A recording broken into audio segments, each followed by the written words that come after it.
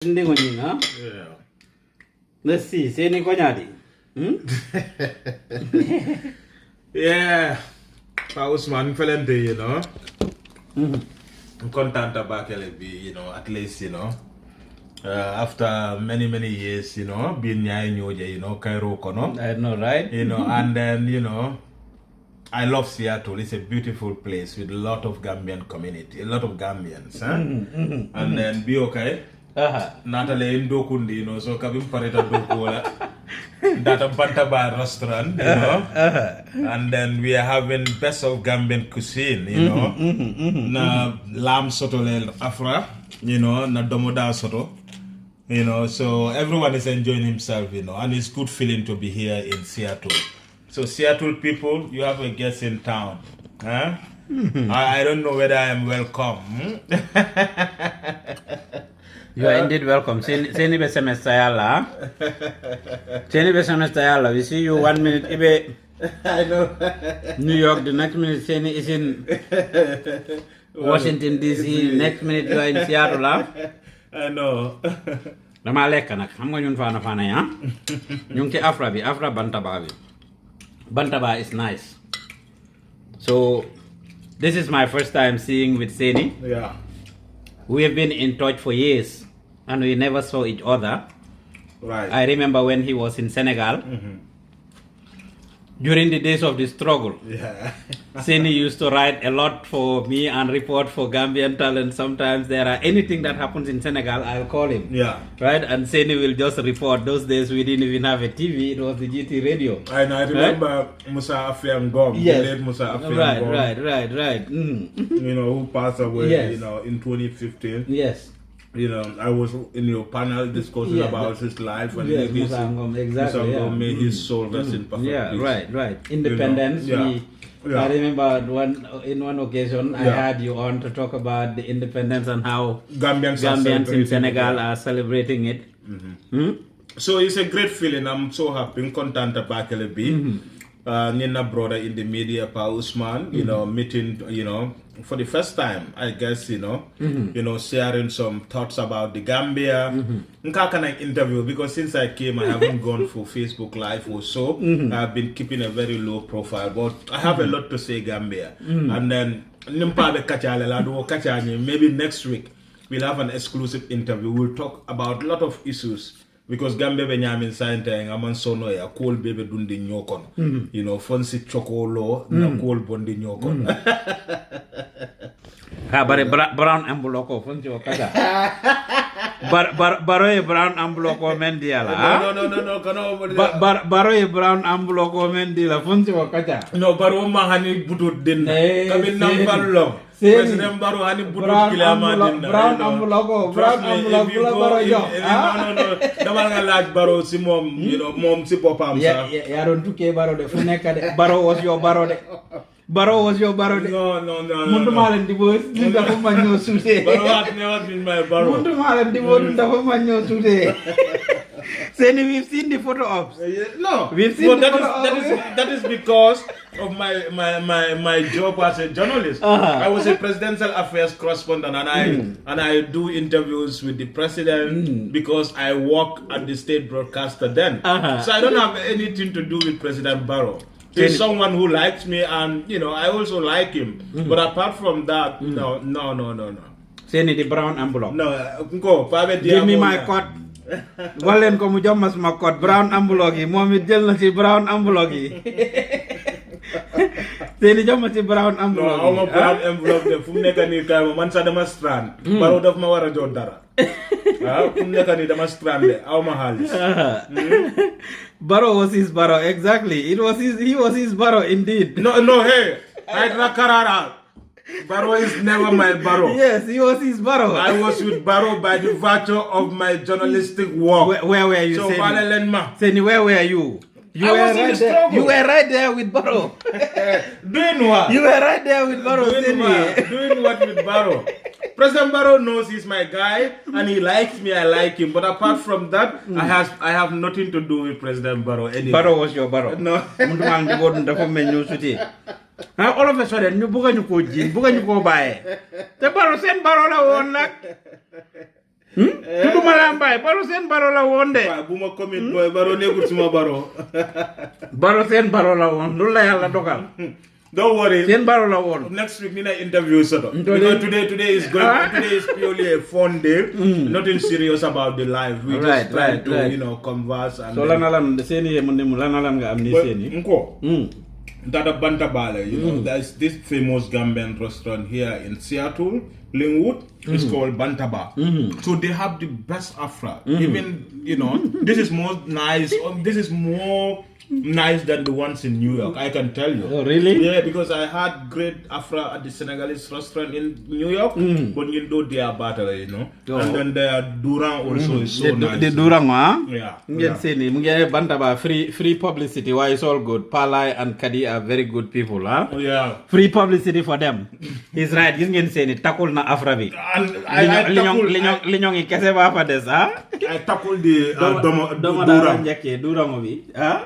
Mu pare dem si afra lambi su pare door si afra chicken. No, I'm done. You're gonna kill the afra chicken too, right? I'm done, man. Hydroclara, what are you saying? I miss you guys, man. Baro was your Baro Seni. No, Baro was never my Baro. I was working with Baro by the virtue of me being a journalist working with the state media. So, can I worry? I'm a coil, but it's Dama geja def live video be man suma bo ma faté naka lañ dé live I know, right? On my personal page, but thanks for saying we're doing this. This was if where is your brown envelope? Man ak brown envelope, man ni ak brown envelope. In a million years, kuñ leen wax ne dinañ ko brown envelope. Pa us mooy the last person kuñ wara gum ne dinañ ko brown envelope. But we are here having a good time. I haven't met Sainey. This is my first time.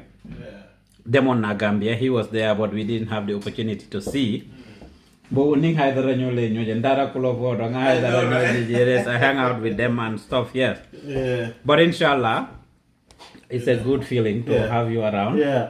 So we are here at the Gambian Talents Office. Dafa ñëw nak ma liggéey lo ko fekk mu ngi am bagage ñu doon ship to Gambia. We were shipping some stuff and he found me parking. So I put him to work. Ñu pack ay boxes yu bari.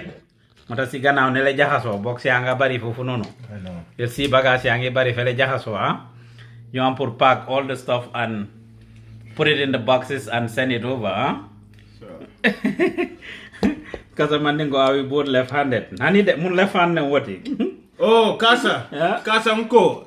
Mina Atlanta le, nyante na Atlanta le, but nasilo le dunto nyoko. Nimbota Seattle, nkana Atlanta le. Ninata Atlanta, mbaru musukendo, inshallah, mbe nyojele le yamu.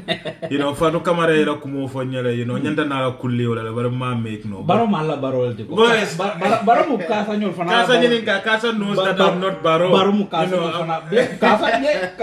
Kasa, baro mukasa nyol fana la baro el tiko. Je.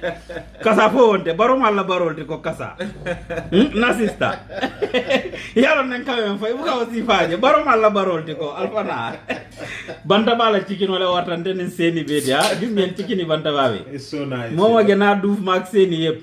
Fexelen dem Bantaba. It's a very nice place. It's a very nice Gambian restaurant and they have very good food there. So we are proud of it. I was telling Sainey, I said despite all odds, Gambians in Seattle are doing very well in different fields. We have Gambian doctors, we have Gambian nurses, we have Gambian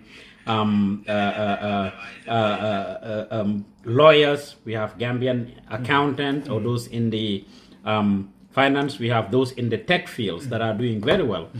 We also have Gambians own assisted living homes here in Washington. Gambians own actually even a CNA school where people come and learn. I even visited a grocery store. It's owned by a Gambian. Yeah, we have quite a bit of those. Like, I mean, John Manuel Vijane, African Supermart. I mean, you just quick shout out. John Manuel Vijane, Yom Joma. Yeah, and Nancy also has a, very nice. Yes, Njundu, I mean, African Oriental store, Njundu Adama. Nyungfi, you have Mr. Jawara in the south side. I mean, Abubakar Jawara, all of them, they are African stores here. You have beauty supplies. Yeah. Fat Diba has a beauty supply store. Wow. Fat Saho. Yeah. UDP La Fat Saho has a beauty supply store. Fangola sister. Who else? Yeah, ñoom Jalimadi just open one. Mom ak Jabaram, Jalimadi ak Jabaram open one. We have Mr. Fai, who is a mechanic. Yeah. Wow. Aziz Jallo does handyman housework. He can build a whole house. I mean, he built houses and homes. Amazing. In this neighborhood. Like there are a lot of houses Aziz La built. Wow. So carpentry work, I mean construction. We have Gambians in the field. Yes, DJ's kitchen.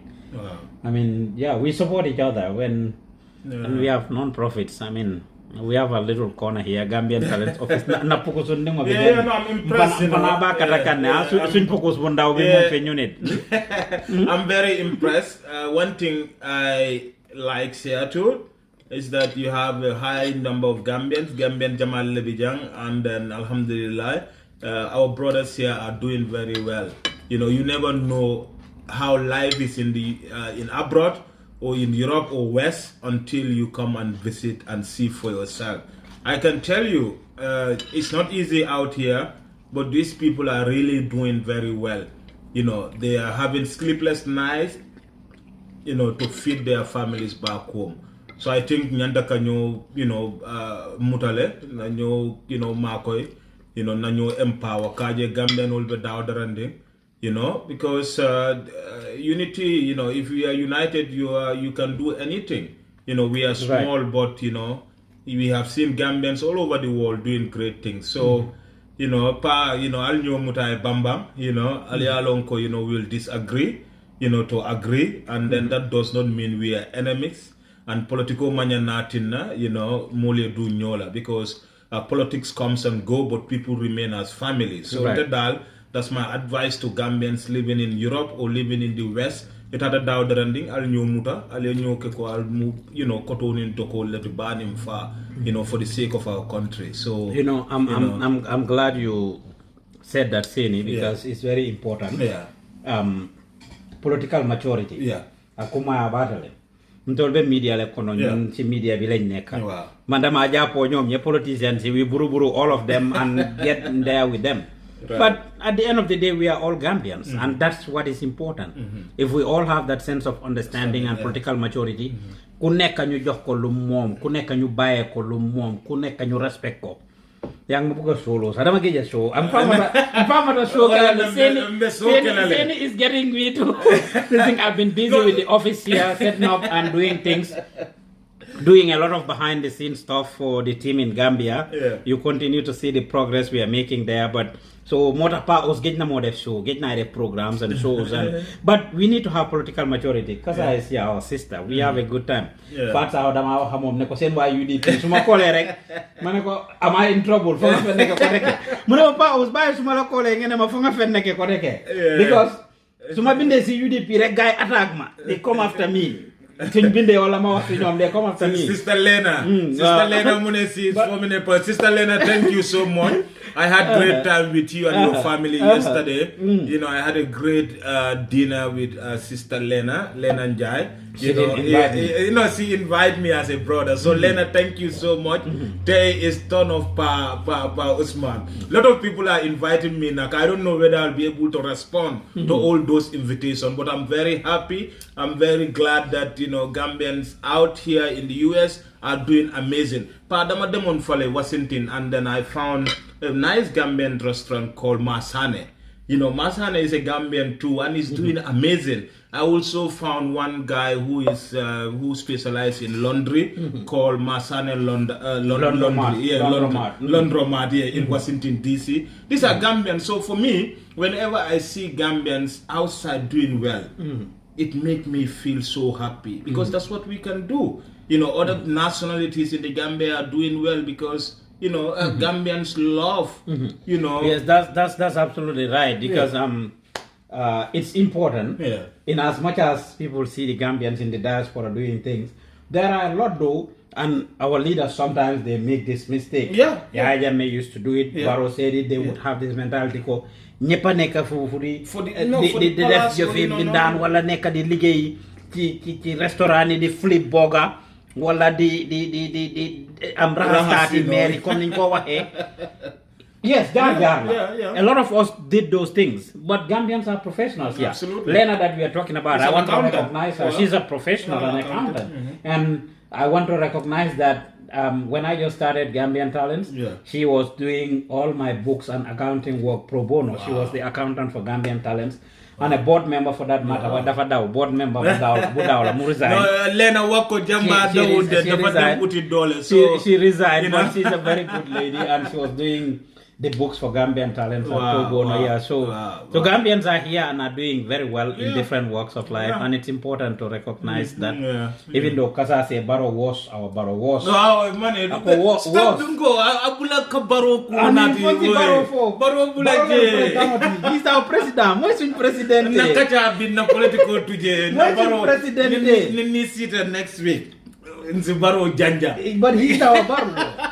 Kasa ko was, ye kasa mo was, Baro was our Baro. Like I underlined the word was. Maybe I even did she capitalize it? Did she put it in capital? Baro was our Baro, right? I know, right? It's a good feeling, huh? Yeah. So I don't know whether Fatu Camera you are watching, but wherever you are, you know, Seattle people want you to come and pay them a special visit. Seattle ko na pa fam kai misla ko na Seattle. You know, Seattle is a very beautiful place. I'm loving my stay here. You know, you have beautiful people. You know, and then you know the community itself is mashallah. It's very amazing. You know, Fatu is a good sister, Tefana. She came over, we hung out, we went to Atlanta. I remember when Alaji Manka came, we hung out there. The only thing is, she's scared for me to interview her. Faru Kamara musta nangu ma interview ko, dafa ragal ma interview ko. Moma panderin bay. Faru Kamara panderin bay. Never ground me, they scared. Faru Kamara iron lady la, mom da. Faru Kamara dafa maragal. Dafa maragal. Well, mama you know, so. Lima wa xam nako. Faru Kamara dafa maragal carrément pour ma interview ko. I know, right? Dugal na tanka dugal loxo, she would never. Duma de musa wax no nak. She would not say no. Why dina ma dox di running around. But a lot of things happen. Ma put ko aside. I know. But she never grants me an interview.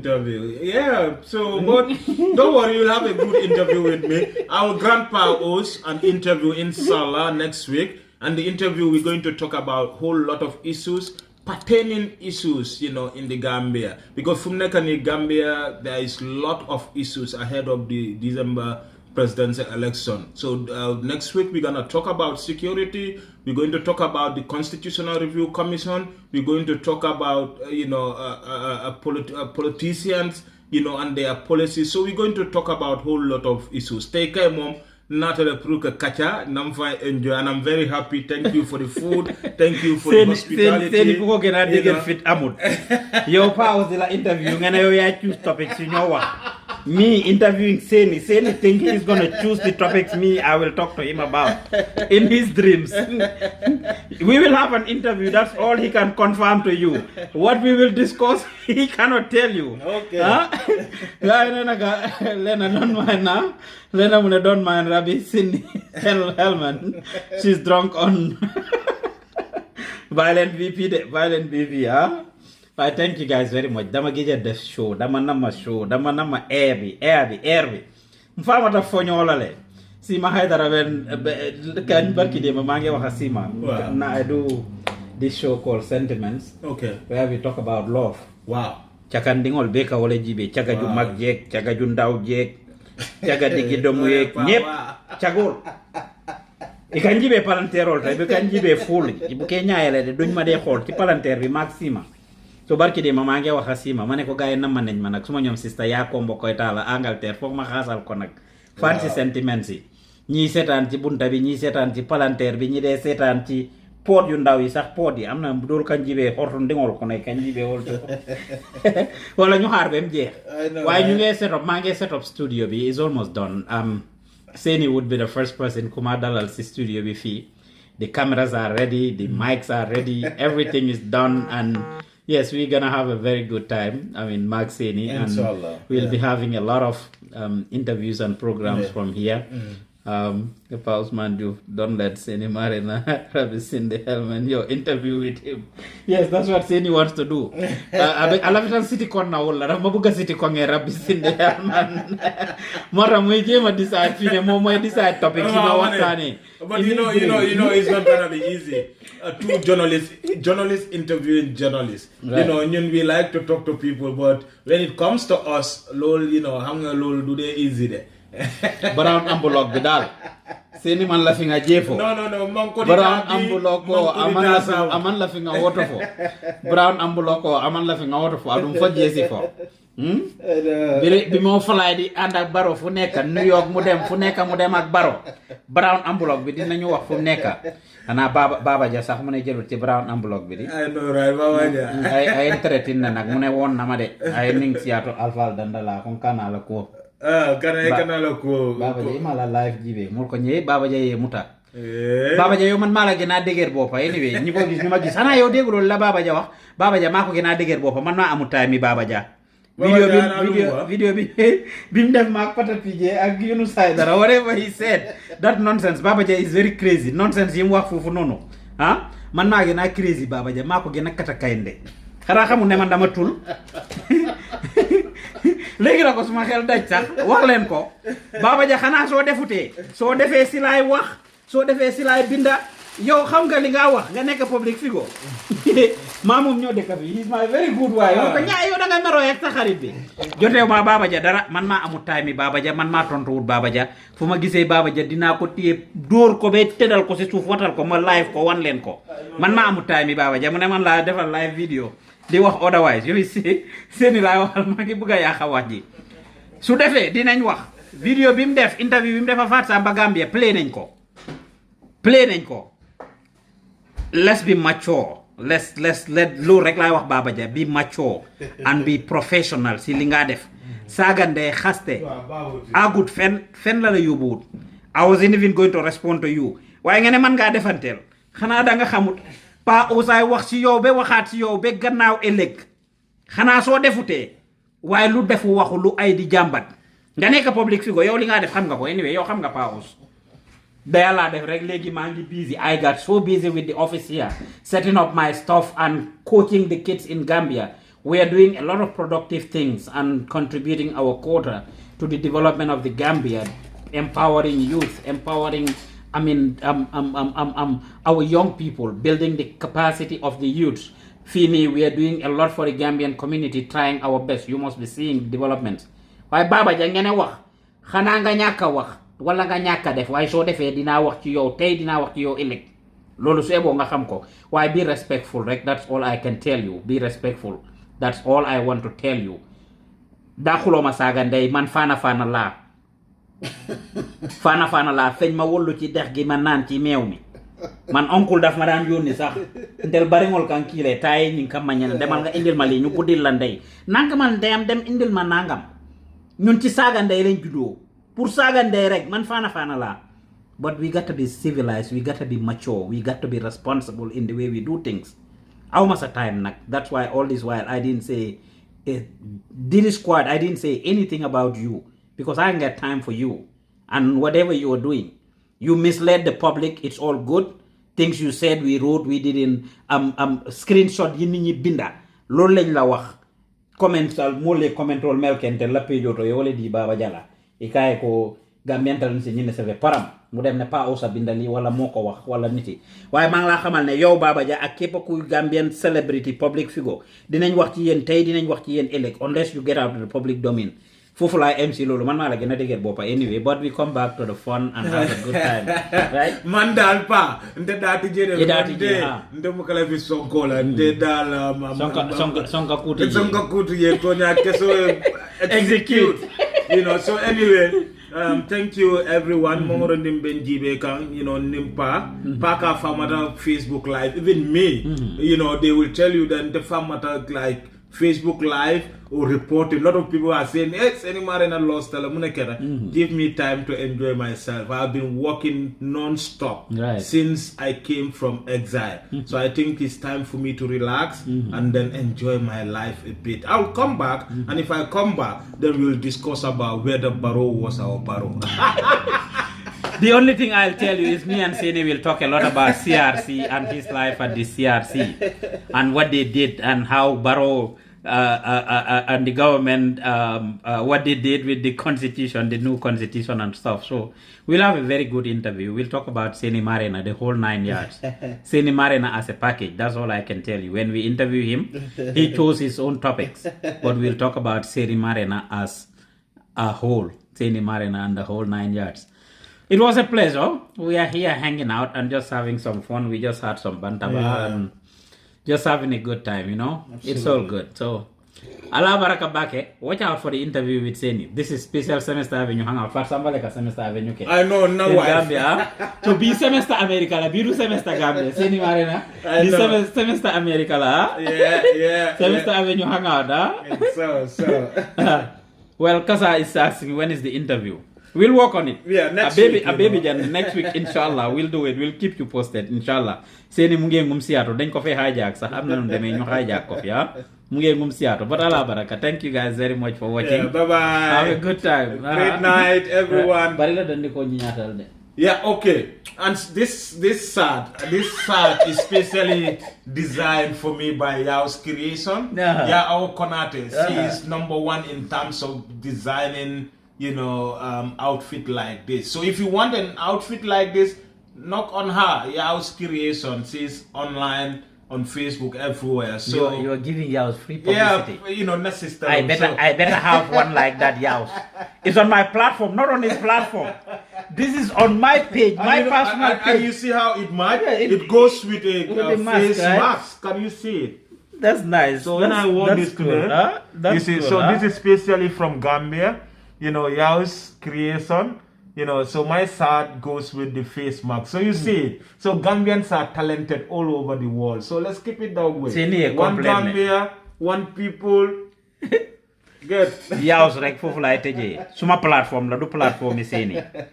Damala bill, I'll bill you. I'll send somebody to come and collect mine. But thank you guys for watching. It's been a pleasure and we are glad to share our little fun with you guys. Abarakabake. Thank you.